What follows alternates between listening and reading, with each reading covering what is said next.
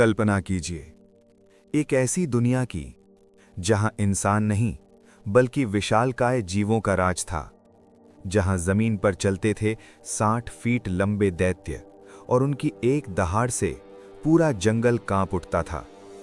ये थे डायनासोर।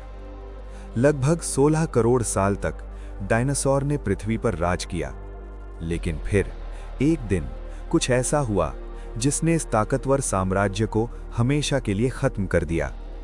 सवाल है, आखिर डायनासोर का अंत कैसे हुआ?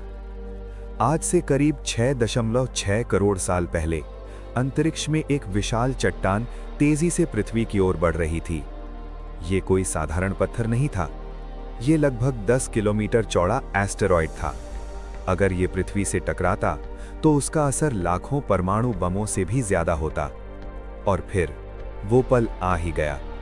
वो एस्टेरॉयड मेक्सिको के युकाटन क्षेत्र में भयानक ताकत के साथ टकराया। टक्कर इतनी जबरदस्त थी कि धरती कांप उठी, हजारों किलोमीटर तक जंगल जल उठे और आसमान में धूल और धुएं का एक विशाल बादल छा गया।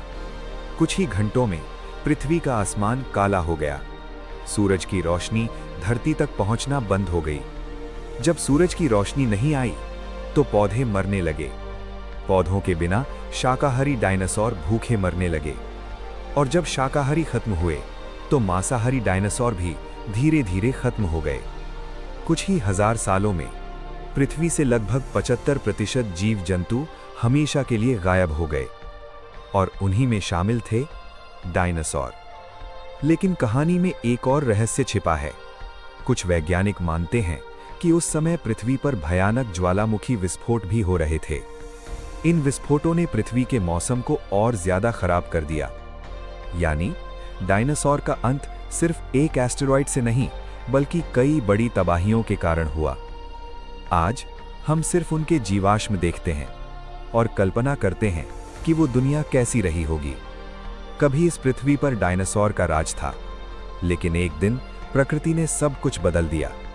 और शायद यही सच है। पृथ्वी पर चाहे कोई भी कितना ही शक्तिशाली क्यों ना हो, प्रकृति के सामने सबको झुकना पड़ता है।